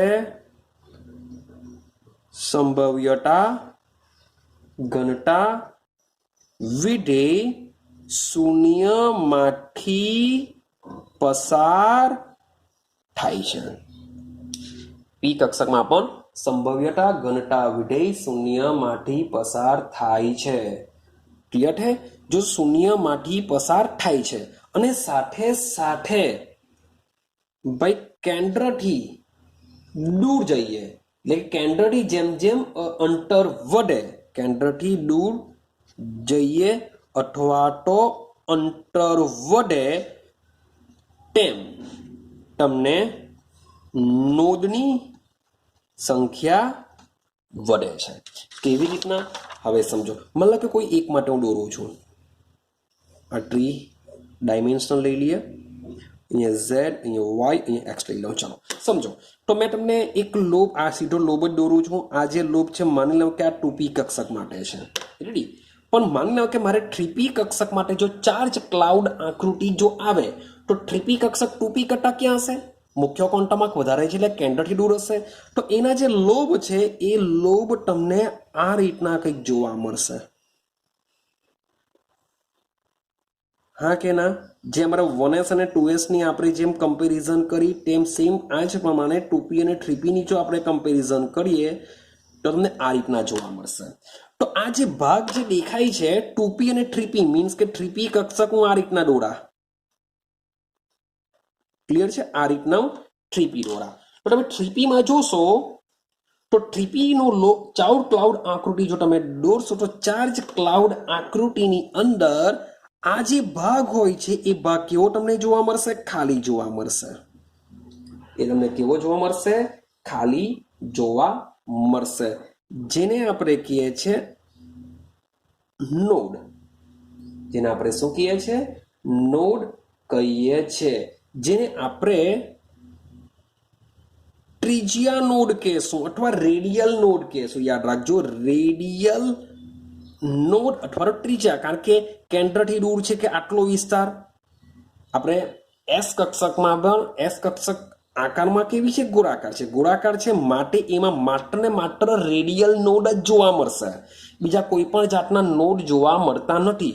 તો એસ કક્ષકમાં માત્ર રેડિયલ નોડ જોવા મળે, પણ પી કક્ષકની વાત કરું છું તો આ જે રેડિયલ નોડ છે એ આ પ્રકારે તમને જોવા મળે કે વચમાં 2p અને જે 3p છે એમાં વચમાં શું હશે, એવો વિસ્તાર હશે કે જ્યાં ઇલેક્ટ્રોન મળતા નથી, એ ખાલી હશે.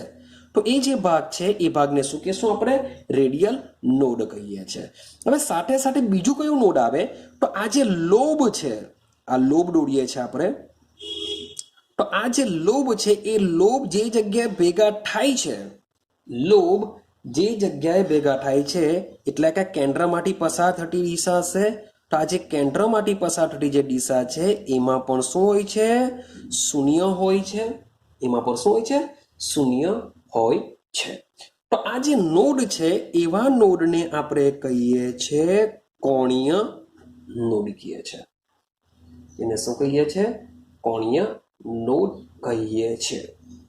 ક્લિયર થાય છે? તો આ જે કોણીય નોડ છે એ શું થશે સમજો. પાછી એક આકૃતિ દોરીને સમજવાનો પ્રયત્ન કરીએ કોણીય નોડ વિશે. માન લો કે સેમ આ રીતના આપણે 3 ડાયમેન્શનલ દોરીએ.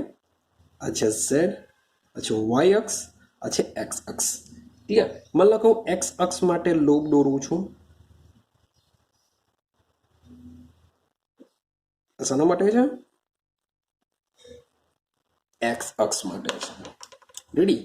તો આ કોઈ પણ એક પી કક્ષક છે, કોઈ પણ, હું વાત 2p માટે નથી કરતો કે 3p માટે નથી કરતો. તો મેં તમને હમણાં સમજાવ્યું છે કે 2p 3p 4p જેમ જેમ આગળ જશો તેમ તેમ તમને રેડિયલ નોડની સંખ્યા મળશે. 2p કક્ષકમાં કોઈ નોડ નહીં મળે. મેં તમને આગળ બી કીધું કે જે પણ કક્ષકની શરૂઆત કરીશું તેમાં જે પહેલો ક્વોન્ટમ આવશે એમાં તમને રેડિયલ નોડ મળશે નહીં. એટલે કે 2p કક્ષકમાં કોઈ રેડિયલ નોડ નહીં મળે, પણ 3p કક્ષકમાં એક મળશે, 4p કક્ષકમાં બે મળશે. મીન્સ કે 4p કક્ષક જો દોરું તો 4p કક્ષકમાં આવો એક ભાગ આવશે કે જ્યાં ઇલેક્ટ્રોન મળવાની શક્યતા કેવી હશે, શૂન્ય થઈ જશે. મીન્સ કે બે નોડ મળશે. હવે જો બીજા કયા નોડની હું વાત કરું છું, કોણીય નોડ વિશે, કે કોણીય નોડ શું છે. તો આ મેં જે દોરેલી છે કક્ષક, એ કઈ કક્ષક દોરેલી છે, px કક્ષક દોરેલી છે. ભાઈ કેમ px છે અને કેમ આપણે px કહેશું, કારણ કે એના જે લોબ છે એ x અક્ષ પર તમને જોવા મળશે. એનો મતલબ એમ થાય કે તમને ખાલી x અક્ષ પર જ ઇલેક્ટ્રોન મળી આવવાની શક્યતા દર્શાવશે. x અક્ષ પર જ ઇલેક્ટ્રોન મળી આવવાની શક્યતા દર્શાવશે. આ જે y અને જે z સમતલ છે, એક સમતલ મીન્સ કે જે બનતું હશે, માન લો કે આપણે સમતલ બનાવીએ, આ માઇનસ y, આ પ્લસ z, આ પ્લસ y ને અહીંયા લઈ લઈએ માઇનસ z. તો આ જે એક સમતલ બનતું હોય છે એ સમતલ તમે જોશો તો જે y અને z સમતલ, જ્યારે px ની વાત કરતા હોઈએ ત્યારે જે y અને z નું જે સમતલ છે આ સમતલમાં ઇલેક્ટ્રોન મળતા નથી. હા કે ના? વિચારો કે આ જે એક સમતલ છે, સમતલ શું હોય છે, આ રીતનું હોય છે કે જેમાં તમને ઇલેક્ટ્રોન મળી આવવાના નથી. તો ઇલેક્ટ્રોન મળતા નથી તો એ શું બની જશે, એક જાતનું નોડલ સમતલ બની જશે. શું બની જશે? નોડલ સમતલ અથવા તો નોડલ પ્લેન પણ તમે કહી શકો. એને શું કહી શકો? Nodal plane. તો આ પ્રકારે જે નોડલ પ્લેન અથવા નોડલ સમતલ જે તમને મળે છે એ કોને કહેવાશે? આને કહેવાશે કોણીય નોડ કહેવાશે. એને શું કહેવાશે?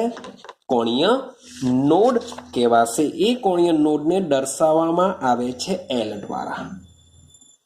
એ કોણીય નોડને દર્શાવવામાં આવે છે એલ દ્વારા દર્શાવવામાં આવે છે. તેમ છતાં પણ ઓલ ઓવર, હું વાત કરું છું ઓલ ઓવર, ભાઈ નોડની સંખ્યા જાણવી હોય પી કક્ષક માટે, પી કક્ષક માટે ઓલ ઓવર નોડની સંખ્યા જાણવી હોય તો સૂત્ર શું બની શકે? તો ઓલ ઓવર જો નોડની સંખ્યા જાણવી હોય તો એના માટે સૂત્ર આપેલું છે n-2. શું આપેલું છે? n-2. માન લો કે 2p કક્ષકની વાત જો કરું, 2p માટે 2 - 2 = 0 માટે નોડની સંખ્યા કેટલી આવશે? 0. મેં ચોખ્ખું કીધેલું છે કે જે કક્ષકની શરૂઆત કરશો તે કક્ષકમાં 0 જ આવશે. વાત કરીએ 3p કક્ષક માટે તો n બરાબર 3, 3 - 2 બાય તમને નોડની સંખ્યા કેટલી મળી જશે? 1 મળી જશે. કારણ કે 2p કક્ષક માટે તમને કોઈ પણ જાતનું નોડ જોવા નહીં મળશે. 3p કક્ષક માટે 1 જોવા મળશે. 4p કક્ષકની વાત કરીએ, sorry for that, 4 - 2 is equal to 2. તેમાં નોડની સંખ્યા કેટલી જોવા મળશે? તમને 2 જોવા મળશે. ક્લિયર છે? તો આ જે બી આપણે વાત કરીએ છીએ એ વાત, આ જે નોડ છે, નોડ કોના માટે છે? રેડિયલ નોડ માટે છે. આ શાના માટે છે? રેડિયલ નોડ માટે.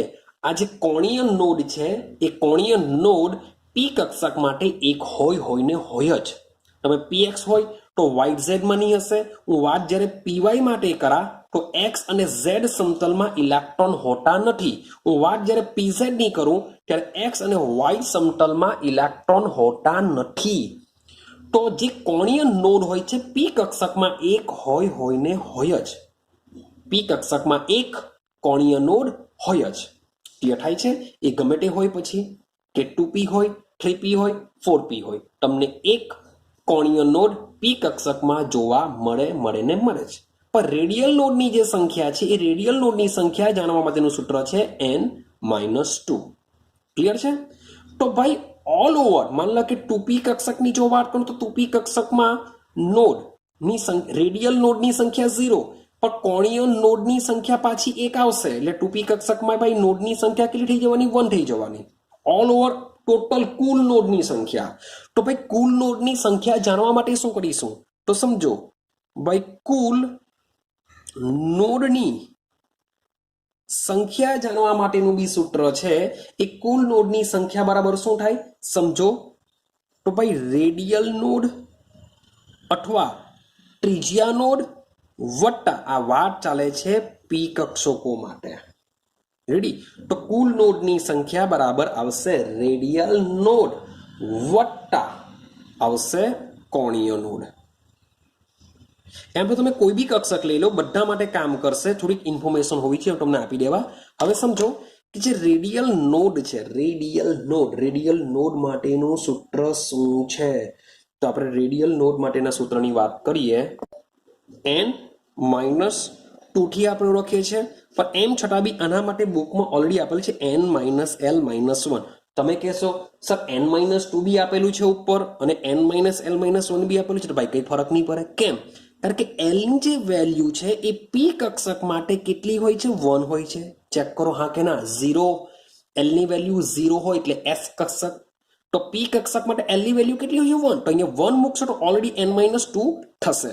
તો તમે n-l-1 લઈ લો, કારણ કે આના કરતા આપણે આનું કામ વધારે પડશે. કેમ? સમજો ભાઈ કોણીય નોડને આપણે દર્શાવીશું l વડે, તો થશે શું?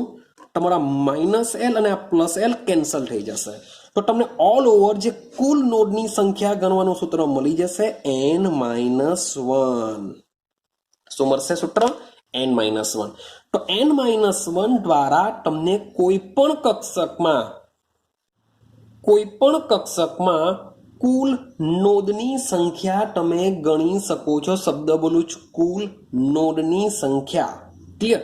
માન લો કે હું વાત કરું 2s કક્ષક માટે, 2s કક્ષકમાંનું કુલ નોડની સંખ્યાનું સૂત્ર શું?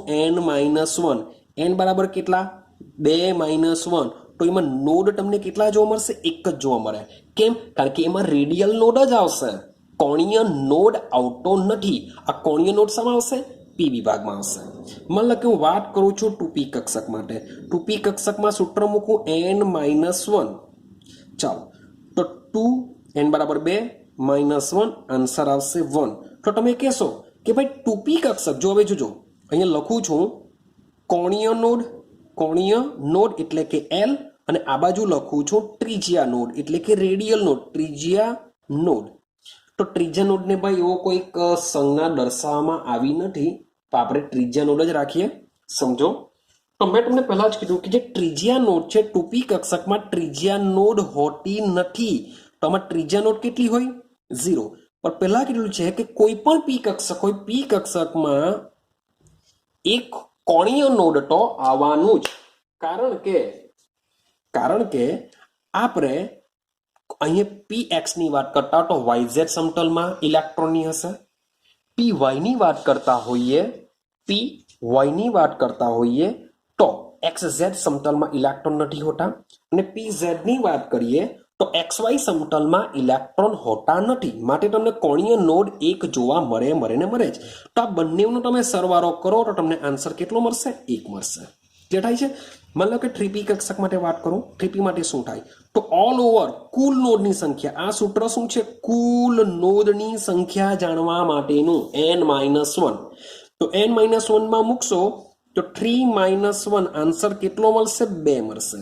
આ કુલ નોડ છે. હવે આ કુલ નોડમાં તમે કોણીય નોડ જોશો તો કોણીય નોડ કેટલો આવે? 1 જ આવે. હવે ત્રીજા નોડનું સૂત્ર શું છે? ત્રીજા નોડ જાણવા માટે n-2 યાદ છે? ત્રીજા નોડનું સૂત્ર છે n-2. તો 3p કક્ષક માટે જો ત્રીજા નોડ તમે શોધો તો 3 - 2 આન્સર કેટલો આવશે? 1. તો 1 + 1 કરો તો એમાં તમને ટોટલ નોડ કેટલા મળી જશે? 2 મળી જશે. પિક્ચર ક્લિયર થાય છે શું વાત કરું છું? એસ કક્ષકમાં નોડ હોય છે. નોડ એટલે કે એવો વિસ્તાર કે જ્યાં ઇલેક્ટ્રોન મળી આવવાની શક્યતા 0 હોય. તો એવા નોડને જાણવા માટે એસ કક્ષકમાં સૂત્ર છે n-1. એસ કક્ષકમાં એક જ જાતનું નોડ હોય. કયું? Radial node. એમાં કોણીય નોડ હોતું નથી. પણ જ્યારે પી કક્ષકની વાત કરીએ તો પી કક્ષકમાં રેડિયલ નોડ પણ હોઈ શકે નહીં, હોય જ. કોણીય નોડ 100% હોય જ. પણ જે રેડિયલ નોડ છે એ રેડિયલ નોડ તમને 2p કક્ષકમાં જોવા મળતું નથી.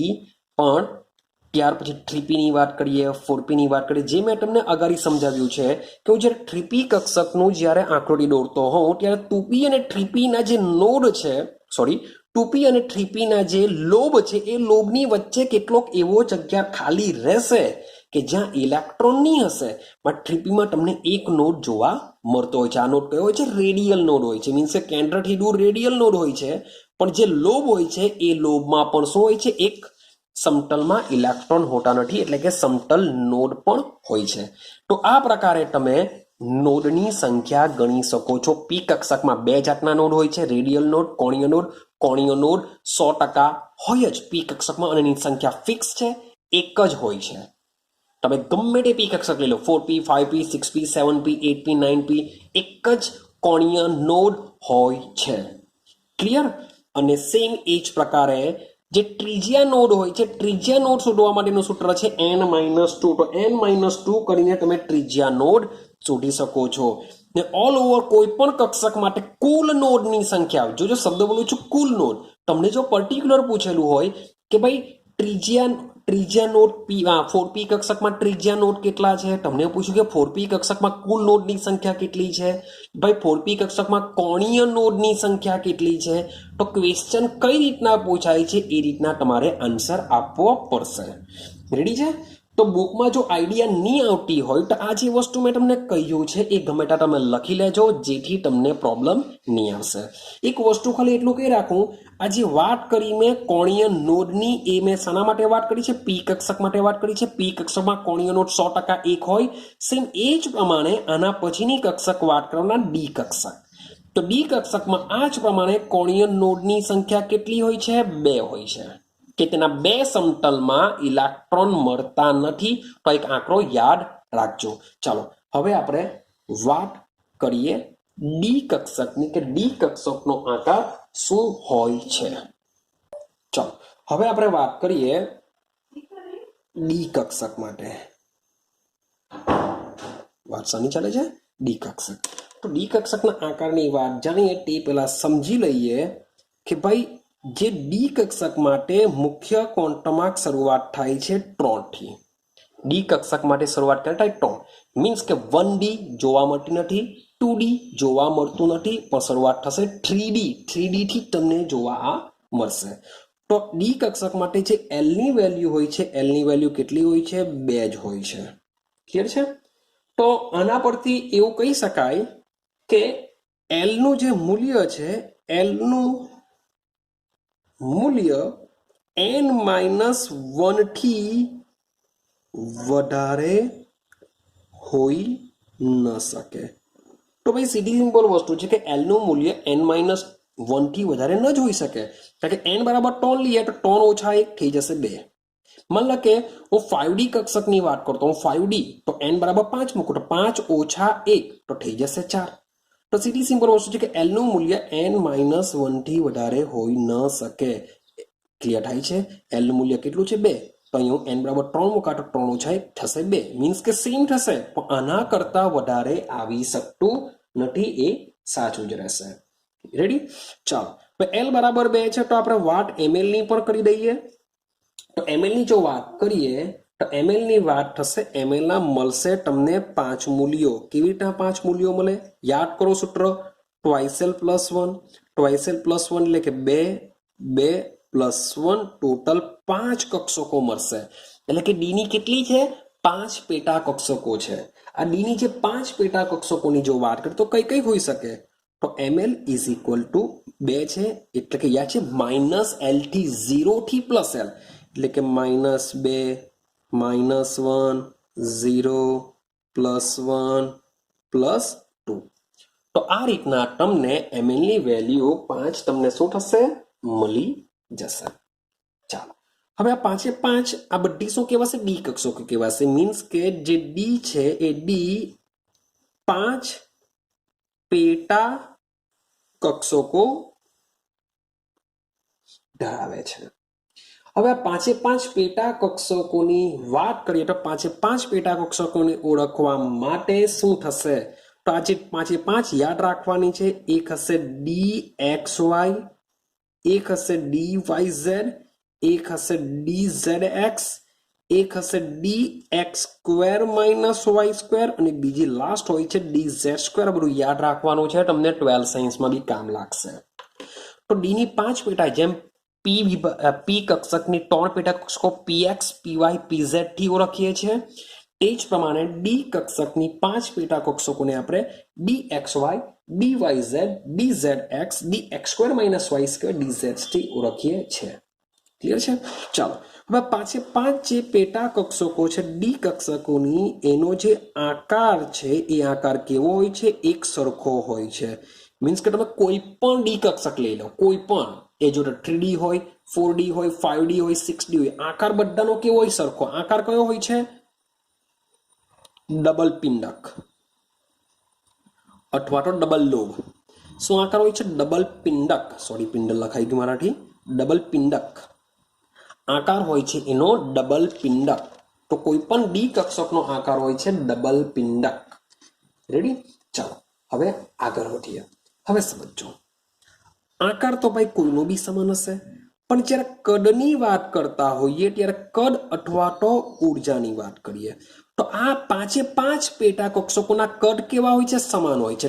5 પેટા કક્ષકોની ઉર્જા બી કેવી હોય? સમાન.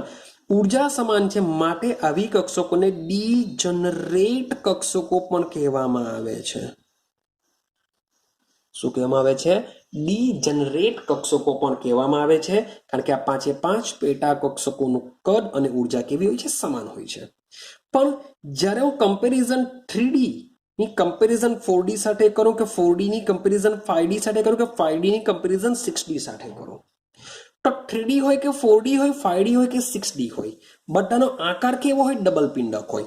પણ જ્યારે કદની વાત કરતા હોઈએ ત્યારે 3D કરતા 4D કક્ષકોના કદ કેવા હોય? મોટા હોય. 4D કરતા 5D કક્ષકોના કદ કેવા હોય? મોટા હોય. 5D કરતા 6D કક્ષકોના કદ કેવા હોય? મોટા હોય. સાથે સાથે હું ઉર્જા લઈ લઉં તો 3D કક્ષકો, 3D માં જે 5 પેટા કક્ષકો છે એ બધાની ઉર્જા સમાન, આ બધાની સમાન. પણ 3D ની 5 ની કમ્પેરિઝન 4D ની 5 સાથે કરું તો 3D કરતા 4D કક્ષકોની ઉર્જા વધારે હોય છે. 4D કરતા 5D કક્ષકોની ઉર્જા વધારે હોય છે, અને 5D કરતા 6D કક્ષકોની ઉર્જા કેવી હોય છે? વધારે હોય છે. શબ્દ સમજો, એટલે કે મુખ્ય ક્વોન્ટમ આંકના વધારા સાથે વધે. એનું જે કદ અને ઉર્જા છે મુખ્ય ક્વોન્ટમ આંકના વધારા સાથે વધે છે. પણ સેમ વસ્તુ હું 6D ની 5 પેટા કક્ષકોની જો કમ્પેરિઝન કરું, 6D ની 5, તો આ 5 પેટા કક્ષકો કદમાં, ઉર્જામાં અને સાથે સાથે આકારમાં કેવા હોય છે? સમાન હોય છે. સેમ 5D ની 5 પેટા કક્ષકો જો એકબીજા સાથે સરખાવું તો 5D ની આવી જે 5 પેટા કક્ષકો છે તેઓ આકાર, કદ અને ઉર્જામાં સમાન હોય છે.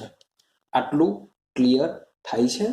ચાલો હવે અગાડી સમજવાનો પ્રયત્ન કરજો કે આ જે સેમ વસ્તુ જે ચાર્જ ક્લાઉડ આકૃતિઓ છે એ ચાર્જ ક્લાઉડ આકૃતિઓ દ્વારા જ તેઓને આ રીતના અલગ કરવામાં આવે છે. રેડી છે? તો હવે આપણે સમજવાનો પ્રયત્ન કરીએ કે પાંચે પાંચ જે આકૃતિઓ છે એ પાંચે પાંચ આકૃતિઓ કેવી રીતના બની છે એને આપણે સમજવાનો પ્રયત્ન કરીએ. સમજો આ છે ઝેડ છે, આ છે વાય છે, આ શું છે આપણું એક્સ છે. ચાલો હું શરૂઆતમાં પહેલા દોરું છું DXY. તો DXY ને કેવી રીતના દોરવામાં આવે છે શબ્દ સમજો. DXY ને કેવી રીતના દોરીશું સમજો. તો ભાઈ જ્યારે તમે DXY ની આકૃતિ તમે દોરો છો, અહીંયા બી Y લઈ લો, અહીંયા Z લઈ લો, અહીંયા હું X લઈ લો, મીન્સ કે એક બાજુ પ્લસ હશે એક બાજુ માઇનસ હશે. તો જ્યારે હું DXY ની આકૃતિ દોરતો હોઉં ત્યારે યાદ રાખજો, અને યાદ રાખવા માટે શોર્ટકટ તમને કહું કે શું કરવાનું. તો જ્યારે DXY ની આકૃતિ દોરતા હોઈએ ત્યારે એના જે લોબ છે એ લોબ X અને Y અક્ષની વચ્ચે આવવા જોઈએ.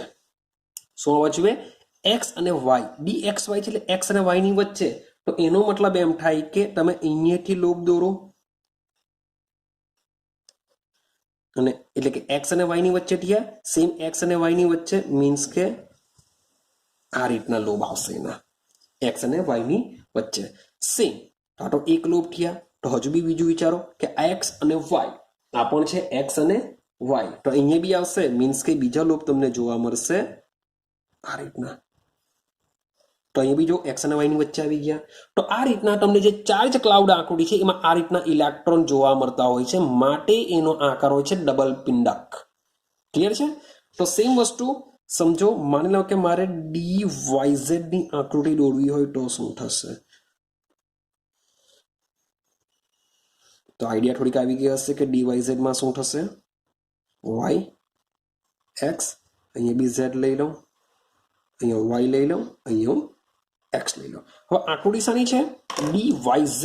હવે DYZ છે તો એનો મતલબ એમ થાય કે જે લોબ હશે એ શાની વચ્ચે હશે?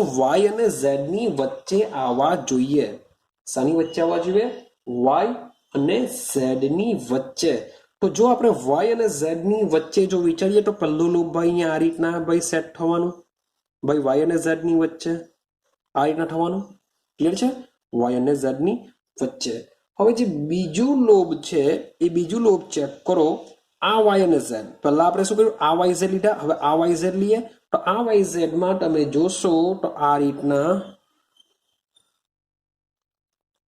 આવશે, આ રીતના એની આકૃતિ આવશે Y અને Z ની વચ્ચે. ક્લિયર? તો સેમ DXZ હવે હું દોરતો નથી, તમને આઈડિયા આવી જશે કે DXZ માં શું થશે. તો X અને Z ની વચ્ચે લોબ આવવા જોઈએ. હવે મજાની બે આકૃતિ હું બીજી દોરું, એને સમજવાનો પ્રયત્ન કરીએ. ચાલો સેમ વસ્તુ, આ છે Z, આ છે Y, આ છે X, અહીંયા Z, અહીંયા Y, X, એક પ્લસ એક માઇનસ. ચાલો હવે હું આકૃતિ દોરું છું DX² માઇનસ Y² ની આકૃતિ. તો X² માઇનસ Y² ની આકૃતિ શું આવશે એને સમજીએ. તો યાદ રાખજો કે DXY, DYZ, DZX માં જે અક્ષ હશે તે બેની વચ્ચે લોબ હશે.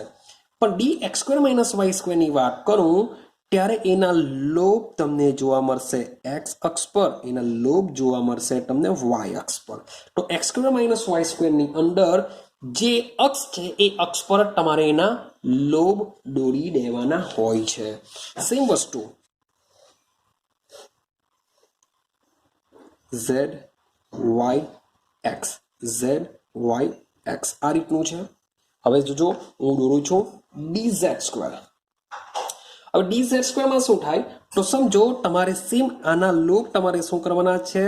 આ જ રીતના Z અક્ષ પર દોરવાના છે, એક ઉપર તરફ એક નીચે તરફ. ક્લિયર થાય છે હું શું બોલું છું?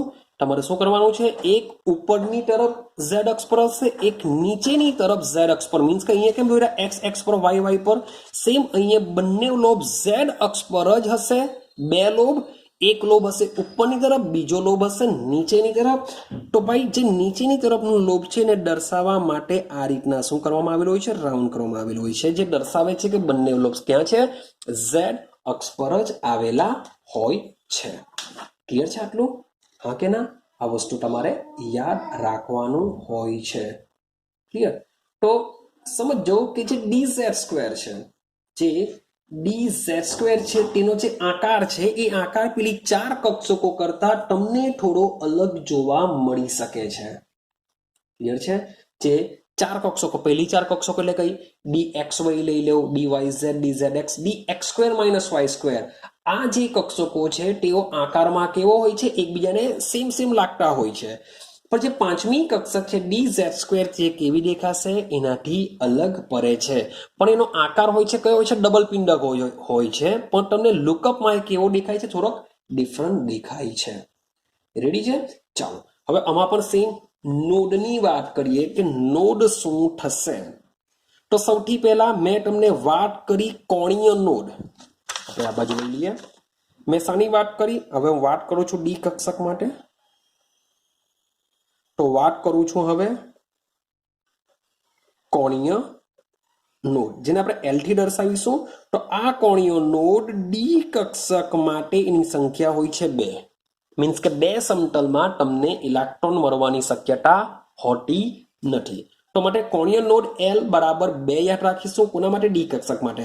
પણ આ જ વસ્તુ પી કક્ષકની વાત કરતા હોઈએ તો પી કક્ષકમાં શું જોવા મળશે? એક જ જોવા મળશે. ત્યારે ડી કક્ષકમાં 2 નોડ જોવા મળતા હોય છે. કયા? કોણીય નોડ. રેડી? બીજું એક નોડ આવતું હોય છે રેડિયલ નોડ અથવા તો ત્રિજ્યા નોડ. Radial node.